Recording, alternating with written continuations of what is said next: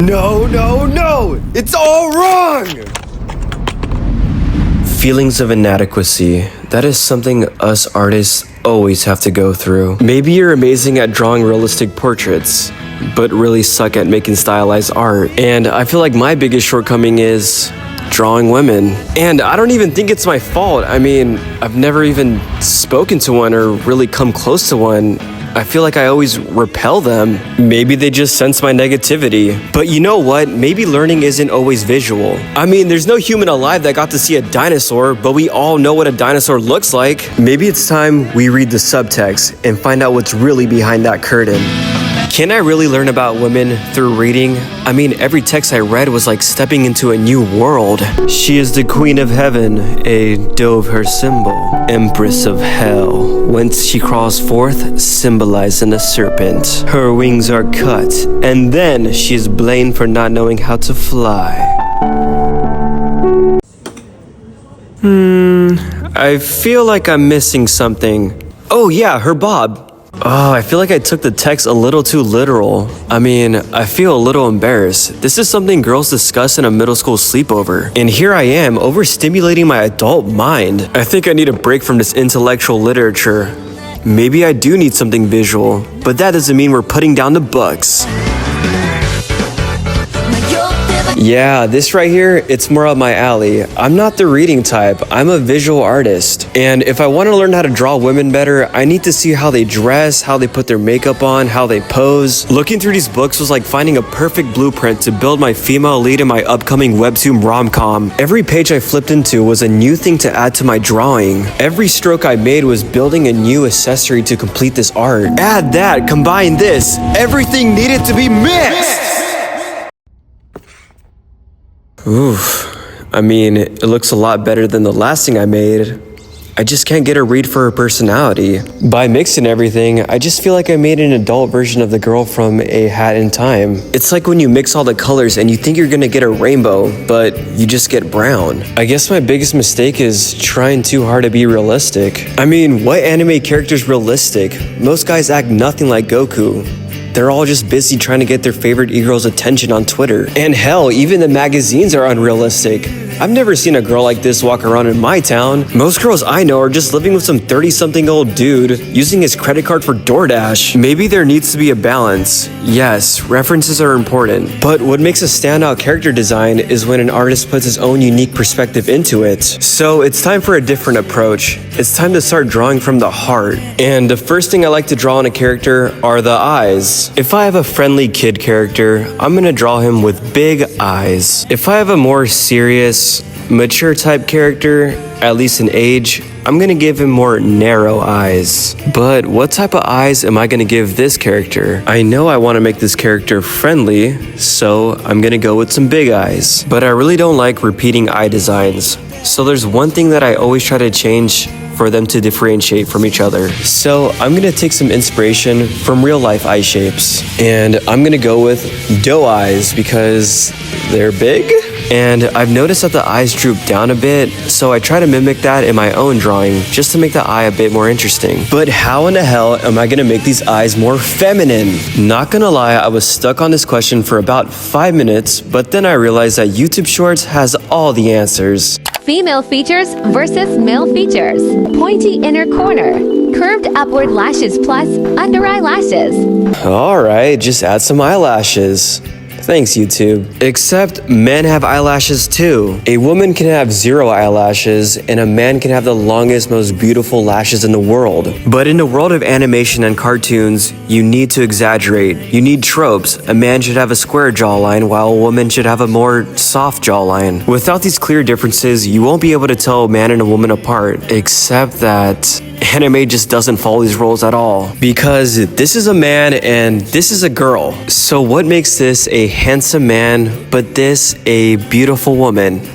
context maybe. When I was watching anime as a kid on VHS, I would see this Full Metal Alchemist trailer and think that Edward was a chick. But then years later, I saw it on Netflix and I could immediately tell just from looking at the cover that Edward was a guy. Is it because he's the center of attention on the poster and giving a manly scowl because girls don't frown? Or was it because I was so well versed into anime that I could just tell subconsciously? Well, I thought that Kurama was a girl up until I heard him speak in the show, and I was already a huge anime fan at the time. Well, now knowing that character designs aren't so black and white in anime, how am I gonna make this more feminine? Add eyelashes? If that isn't girly enough, I also added some eyeliner to it. Maybe I didn't find a secret formula.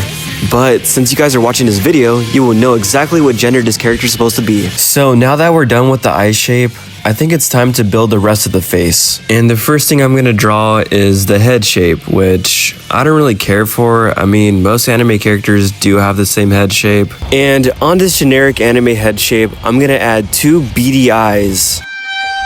Alright, I'm just not good at drawing front view faces, but this is really just a sketch to get the feeling for this character I'm crafting. And the next important part of the face is the nose. And I like to draw a unique nose for every character, so one character could have a Soul Eater nose, and then the next character could have just a triangle.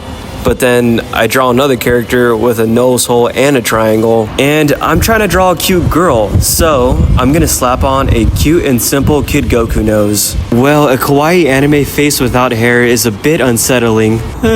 So the natural thing is to draw some hair, but I don't want to draw straight hair. I've done that too many times. So maybe it'd be cool if I gave this girl some messy wavy hair. I guess the first challenge I met was giving his hair some volume. So naturally I examined the photograph once again, but there were so many wild hairs curling out that I couldn't get a solid shape. But that's the thing about messy hair. It's not supposed to have clean shapes. It's supposed to be erratic. Maybe I'm not supposed to draw every strand of hair. Maybe the method is drawing a clump of hair and then adding a completely different hair strand to it. So that became my new method, drawing a clump and then adding some tails to it to finish the shape. But am I really done, or should I add more stuff to this hairstyle? So I thought it'd be cool to add some pigtails to this character, but I wanted to reinvent the wheel and draw something unique. I drew this cactus.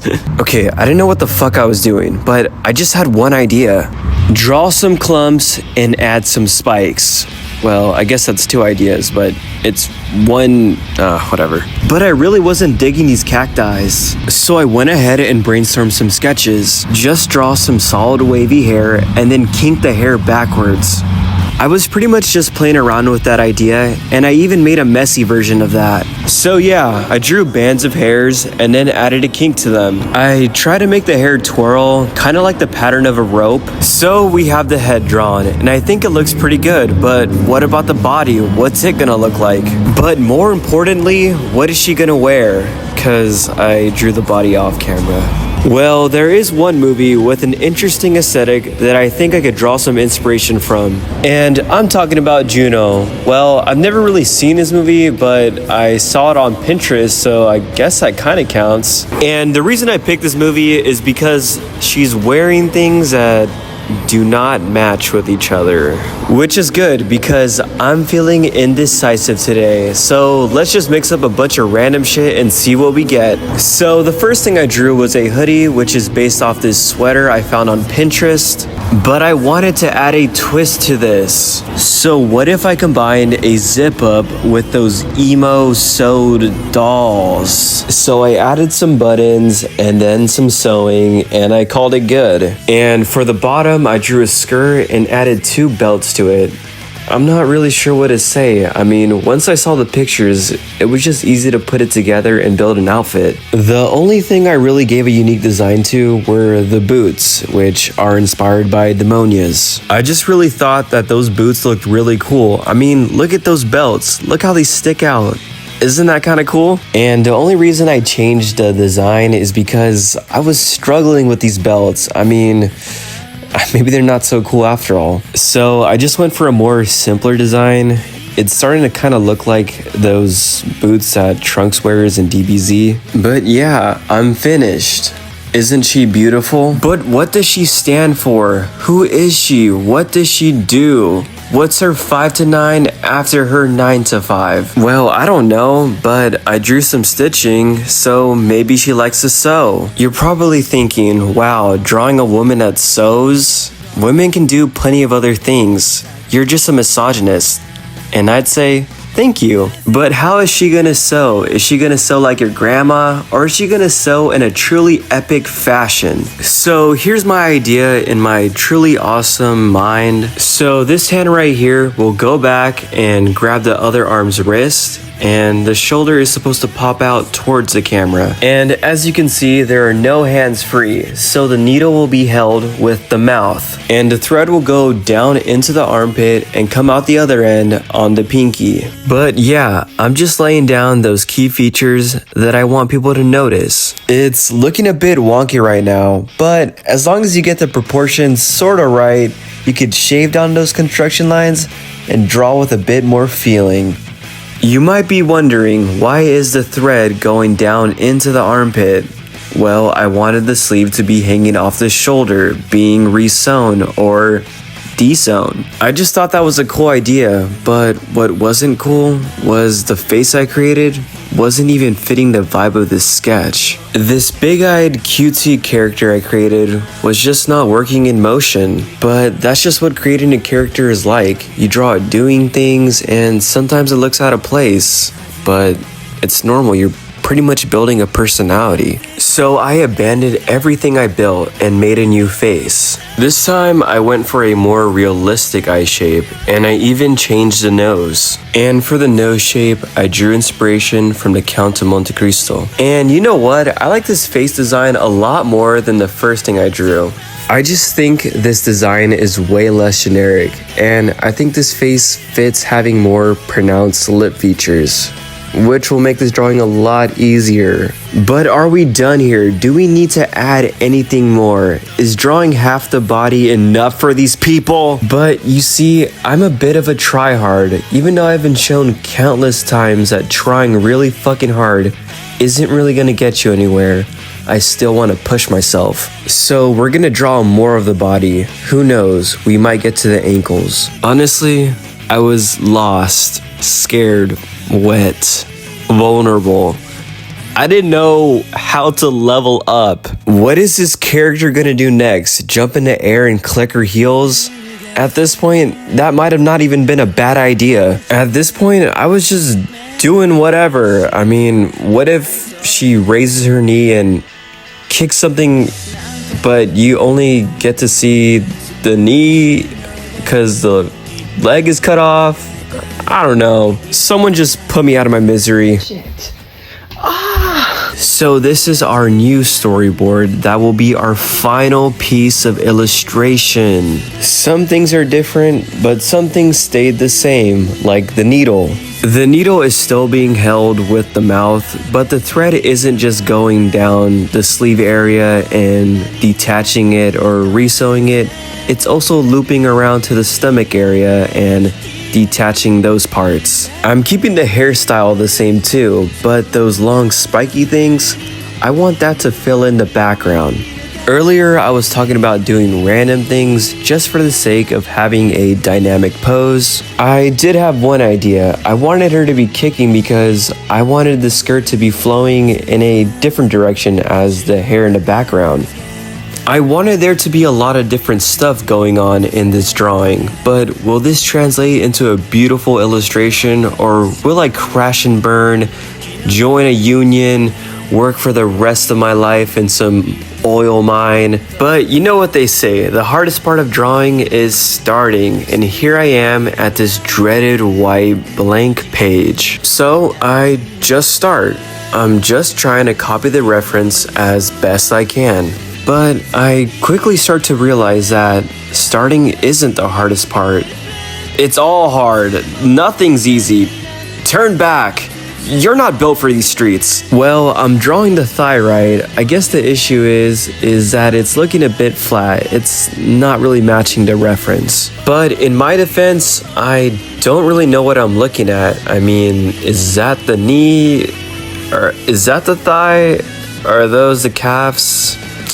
kind of guessing here. But I'm just copying. It's not like I need to know what everything is. I mean, if I see a black blob, maybe I should just draw a blob too. And now for the panic phase of the drawing. This is where you scramble around drawing a bunch of random crap, hoping something clicks, but you end up just drawing a big thigh.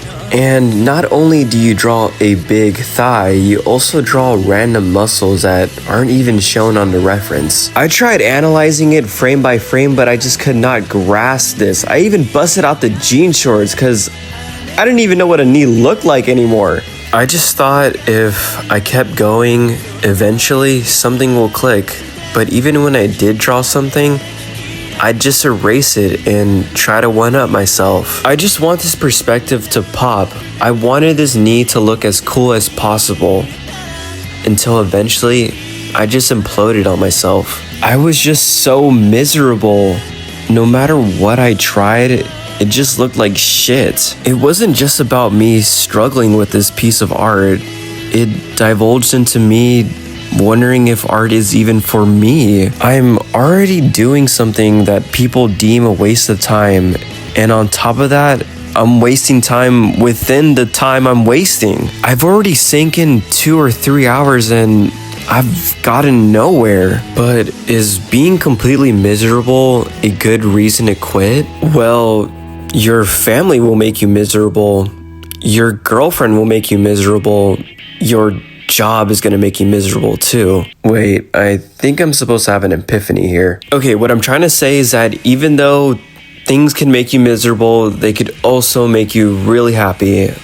Life's kind of toxic in a way. I guess I just need more patience, even though this society isn't patient with us. We're always feeling like we're seconds away from being replaced by something or someone more efficient. But that doesn't mean we can't give ourselves some grace and be more patient with ourselves. Because I can't think of something more miserable than living by someone else's standards. So how about we quit, but not everything, and retreat to the forest and never speak to another human ever again? I'm saying let's start on a fresh blank page, because if that's the hardest part of art, then it shouldn't be too hard doing that again. And with a new canvas, I think we need some new references to go along with it. I still want to keep the shoulder thing I was going for in the rough sketches, but I do want to change the lower half of the body. I don't want any part of the body cut off. I want you to be able to see the legs. The only way I could figure out how to do that is by tilting the camera, so now you can see the leg do this sort of zigzag fold. My mind felt a lot more refreshed after starting over, because this time I wasn't trying to strictly copy. I was trying to put down my feelings onto the page. I wanted to add some energy into this drawing. If I have this leg fold at a certain angle, I want the other leg to react to it and dig its knee into the stomach.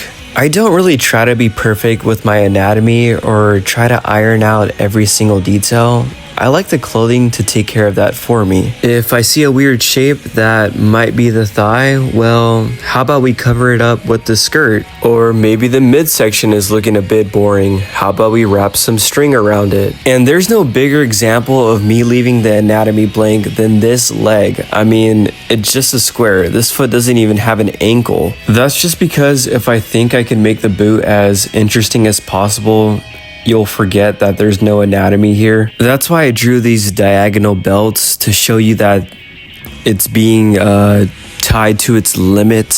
Same with the belt buckles. I don't want them to be directly on top of each other. I want them to overlap, have this jumbled look to them. I want this boot to look like it's being squeezed. Then I added the ends of the belts to give it a more chaotic look. I pretty much did the same thing for the other foot, just in this side angle or whatever angle this is supposed to be. Why does the leg look like it's broken in 2 places? Okay, calm down. We don't need to be perfectionists.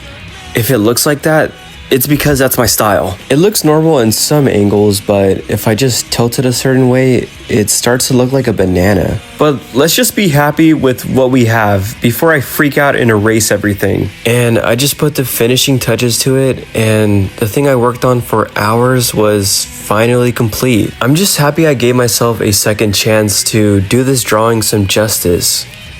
And you know what? After all this, I did learn something about women. That they're people too. And hey, I still have some extra time. Maybe I could show you guys the coloring process.